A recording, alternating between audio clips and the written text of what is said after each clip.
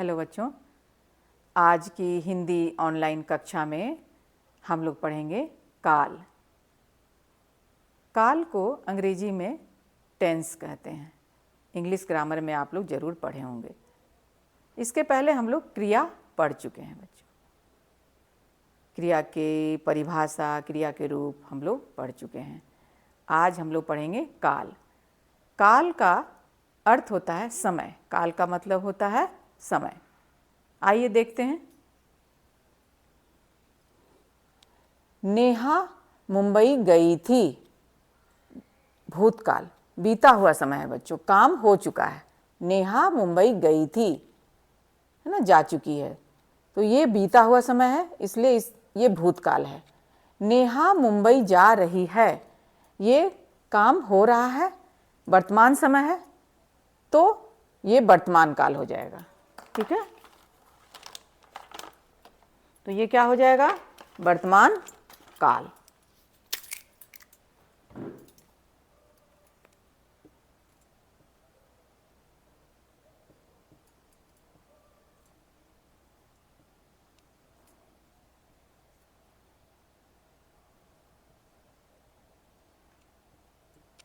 ये हो जाएगा वर्तमान काल। उसके बाद देखिए बच्चों, नेहा मुंबई जाएगी, ये भविष्यत काल है, आने वाला समय है, होगा काम। इस प्रकार परिभाषा क्या हो गई? क्रिया के जिस रूप से उसके होने के समय का बोध हो उसे काल कहते हैं। क्रिया के जिस रूप से उसके होने के समय का बोध हो, क्रिया कब हो रही है उसके समय का बोध हो, मतलब जानकारी हो, उसे हम काल कहते हैं। अर्थात क्रिया के होने या करने के समय को ही काल कहते हैं। काल के 3 भेद होते हैं। देखिए, भूतकाल, वर्तमान काल और भविष्यत काल। 3 काल हैं बच्चों। काल के 3 भेद होते हैं।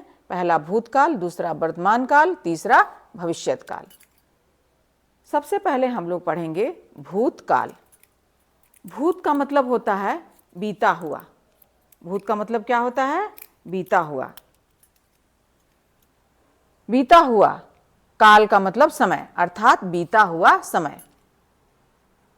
उदाहरण के द्वारा समझेंगे हम लोग। मैं नाना जी के घर गया था या गई थी। दिव्या ने कल भी अच्छा नृत्य किया था। अब देखिए, इस वाक्य में, इन वाक्यों में गया था और किया था शब्दों से क्रिया के बीते हुए समय का बोध हो रहा है ना। इन वाक्यों में गया था और किया था शब्दों से क्रिया के बीते हुए समय का बोध हो रहा है कि कब हुआ था, है ना, बीते हुए समय का बोध हो रहा है। इस प्रकार क्रिया के जिस रूप से उसके बीते हुए समय में होने का बोध हो उसे भूतकाल कहते हैं। क्रिया के जिस रूप से उसके बीते हुए समय में होने का बोध हो, अर्थात जानकारी हो, उसे हम भूतकाल कहते हैं। काल का सबसे पहला भेद है बच्चों भूतकाल। भूत का अर्थ होता है बीता हुआ, बीत गया सो। काल का मतलब समय, अभी मैंने बतलाया था, अर्थात बीता हुआ समय।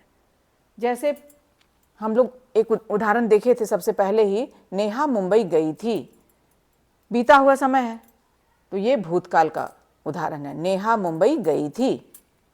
ठीक है। मैं नाना जी के घर गया था।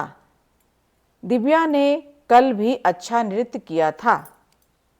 तो ये बीता हुआ समय है, इसलिए ये भूतकाल का उदाहरण है बच्चों।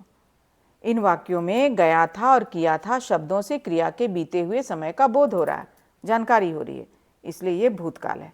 इस प्रकार भूतकाल की परिभाषा क्या हो गई? क्रिया के जिस रूप से उसके बीते हुए समय में होने का बोध हो, मतलब जो समय बीत गया, बीते हुए समय में होने का बोध हो, उसे हम भूतकाल कहते हैं। तो उम्मीद है बच्चों आप लोग काल की परिभाषा और काल के 3 भेद जो हैं, भूतकाल, वर्तमान काल, भविष्यत काल, समझ गए कि काल के कितने भेद हैं? 3 भेद हैं, भूतकाल, वर्तमान काल, भविष्यत काल। अभी हम लोग भूतकाल पढ़े हैं। उम्मीद है बच्चों आप लोगों को भूतकाल जरूर समझ में आ गया होगा। अब हम लोग आगे बढ़ेंगे।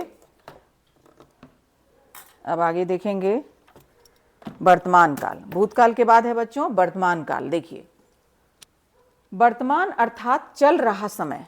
वर्तमान का मतलब क्या होता है? चल रहा समय, जो समय चल रहा है। उदाहरण देखिए, पक्षी आकाश में उड़ रहे हैं, गरिमा पड़ रही है, राम पुस्तक पढ़ रहा है, माँ खाना बना रही है। इस तरह के जो वाक्य हैं, इन वाक्यों में उड़ रहे हैं, पढ़ रही है शब्दों से क्रिया के चल रहे समय में होने का बोध हो रहा है। क्या पता चल रहा है कि क्रिया के चल रहे समय में होने का बोध हो रहा है। ये क्रिया चल रही है, इसकी जानकारी हो रही है। अतः परिभाषा क्या हो गई? क्रिया के जिस रूप से उसके वर्तमान मतलब जो समय चल रहा है, वर्तमान समय में होने का बोध हो अर्थात जानकारी हो, उसे वर्तमान काल कहते हैं। भूतकाल का मतलब, भूत का मतलब बीता हुआ, काल का मतलब समय है ना, जो समय जो काम हो चुका। वर्तमान का क्या है? अर्थात चल रहा समय, जो समय चल रहा है। पक्षी आकाश में उड़ रहे हैं, गरिमा पड़ रही है, ये वर्तमान काल का उदाहरण हो गया। क्रिया के जिस रूप से उसके वर्तमान समय में होने का बोध हो, उसे वर्तमान काल कहते हैं।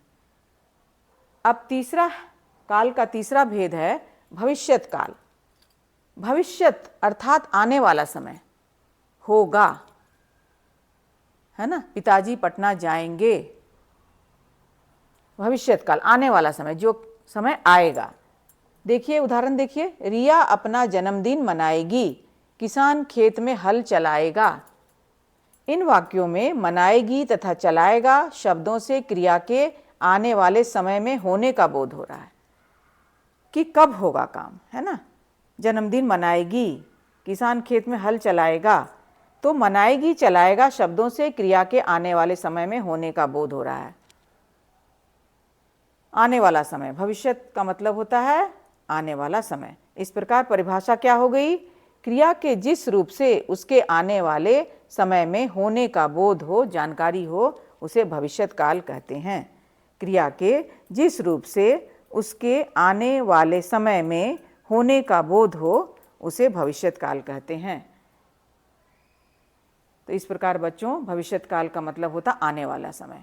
पिताजी कल दिल्ली जाएंगे, मतलब काम होगा, तो ये भविष्यत काल हो जाएगा बच्चों, ठीक है ना। तो इस प्रकार बच्चों हम लोगों ने देखा कि काल के तीन भेद होते हैं, भूतकाल, वर्तमान काल और भविष्यत काल। अब काल के बारे में, काल में देखिए बच्चों एक बताई गई है कि काल के भी भेद होते हैं, है ना। भूतकाल के जो वर्तमान काल के भेद, भविष्यत काल के भेद और भूतकाल के भेद। भूतकाल के 6 भेद हैं और वर्तमान काल के भी भेद हैं, भविष्यत काल के भी भेद हैं। तो हम लोग इसकी जानकारी अगले वीडियो में प्राप्त करेंगे।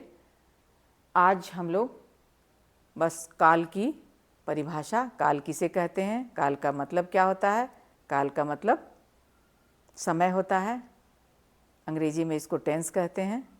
भूतकाल अर्थात बीता हुआ समय, वर्तमान काल अर्थात चल रहा है जो समय, और भविष्यत काल अर्थात आने वाला समय, जो काम होगा। इस प्रकार बच्चों हम लोगों ने काल की परिभाषा और 3 भेद जो हैं, भूतकाल, वर्तमान काल और भविष्यत काल की जानकारी अभी प्राप्त की। उम्मीद है बच्चों आप लोगों को अच्छी प्रकार से समझ में आ गया होगा। अगले वीडियो में हम लोग भूतकाल के भेद, वर्तमान काल के भेद और भविष्यत काल के भेद की जानकारी प्राप्त करेंगे। बच्चों यदि मेरा वीडियो पसंद आ रहा होगा, समझ में आ रहा होगा, तो लाइक, सब्सक्राइब एवं शेयर जरूर कर दीजिएगा। धन्यवाद बच्चों।